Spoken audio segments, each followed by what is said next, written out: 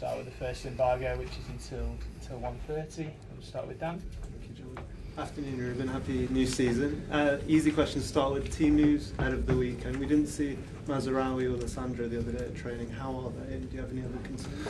No, news in Leach are out. They cannot play this game.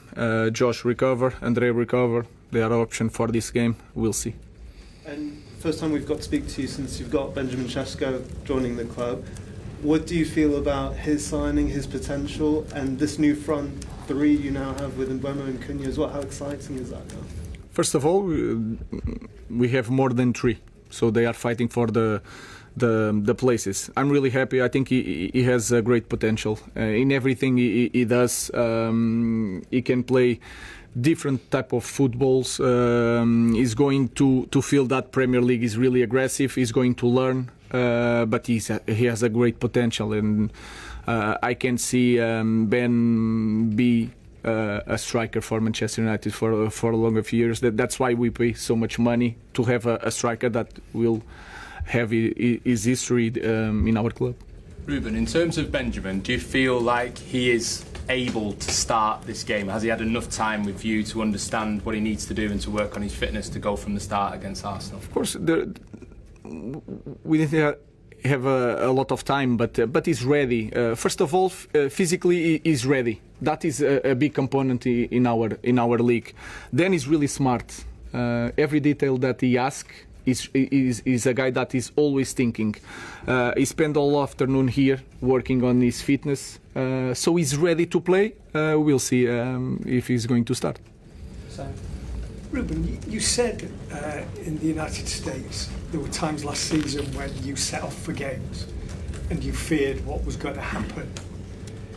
Do you, after this period of time, are you confident you know what your team is going to deliver? No, it's hard to know because we cannot change everything in 4 weeks, but we are better. I know that we are training harder, we are training better, so I know that we are more prepared to cope with the demands of the game. We have new players that we need to understand in the real game what they are capable to do in the moment, but I'm really more confident. That is clear. I'm more confident in this moment.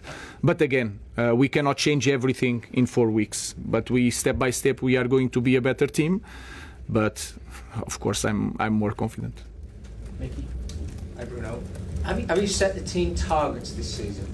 No, we want to return to Europe, but it's hard as a Manchester United coach to say one thing like that, but we need to be realistic with our fans.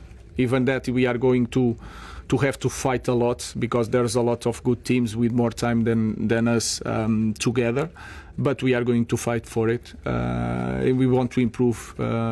We need to focus game by game. If we are thinking how we are going to finish the season is a problem. Let's focus on game by game. We want to win against Arsenal. That is the main focus.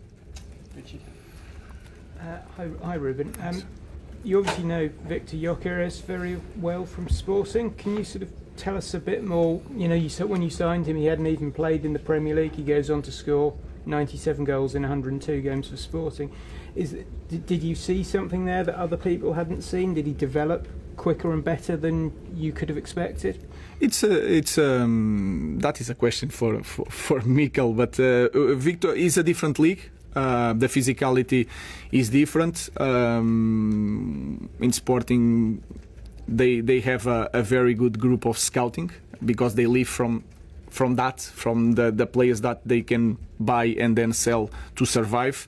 I think he's a very good player. He's going to give different characteristics. It's going to be different if we face in the beginning of the game Victor or Havertz, for example. So we need to be prepared for that. But it's not a surprise to watch Victor in the big club in England. Laurie, then Samuel. Rasmus didn't get off the bench against Fiorentina. There's a potential that he might be sold this window. What's his situation, and is he still part of your plans for the selections? It's here is one more option. We will see. We are focused in this game, and Rasmus is still our player. Hi, Rúben. Just on the midfield situation, Do you want a new midfielder to come in, and would you be confident of getting one in? Because it does look like you're quite light in that area. I'm really happy with our players. They are working really well. We have different players for that position, so we are prepared to win any game with our players. Are there any players who could potentially step into midfield who aren't seen as out-and-out midfielders? Do you think? No, maybe Mason Mount. I think he's a player that can play in that position if we want something different. But then we are going to find out during the season. But we have players to cope and to win games in Premier League.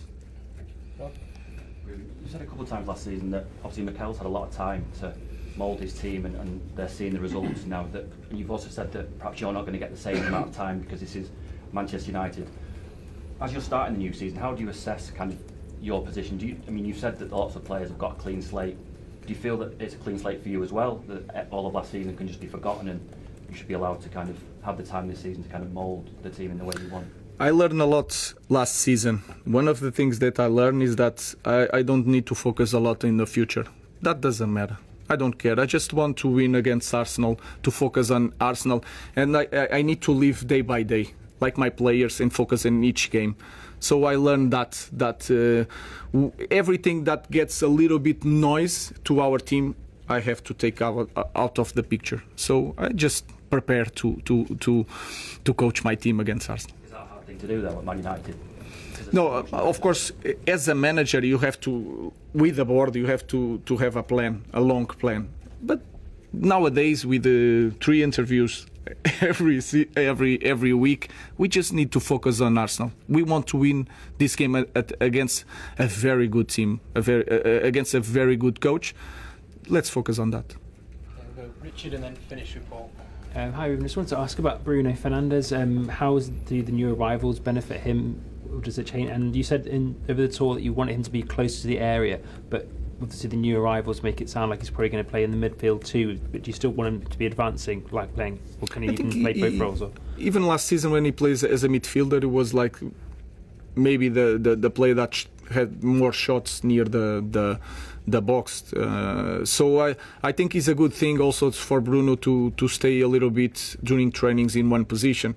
Then is winning a lot of things in your journey as a player. You lose some things, you win some things. I want Bruno near the ball.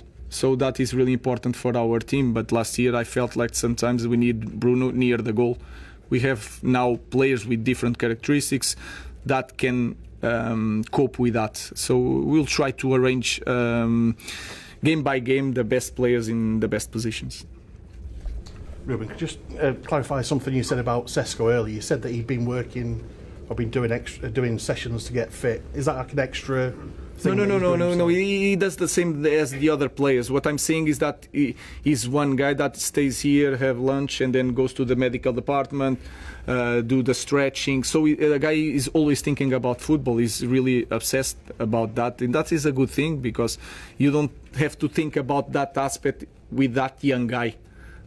I don't need to tell Ben, this is Manchester United, a lot of pressure, you have to perform, you need to be ready for the physicality, we need to be ready for every game is like do or die. With that guy, I have not that concern. I have the opposite. Enjoy a little bit. You said earlier that he was asking you questions. Do you like that? I really like that, especially when is smart questions. So he's listen and he wants to perform. So that is really good. In Amorim's first game in charge of United, at Ipswich last November, it was clear he was having to direct players to take up the positions he wanted. There was some confusion, he said later, and that confusion is still present in some phases of games. With United out of Europe this season, they will only play 1 game per week, and that will mean more time on the training pitch for Amorim and his players. This is important not only for integrating new players into the setup but also so Amorim can do more of his detailed tactical walkthroughs. Players are physically moved into specific positions for phases with and without the ball. It is vital his messaging now translates into games. The thing I like the most is now there's going to be no excuses, Diogo Dalot, one of the newly appointed 6-man leadership group, said last week. Ultimately, the thing that will define us is what we do on the pitch. I think what is going to bring joy to the fans, joy to ourselves, is winning games.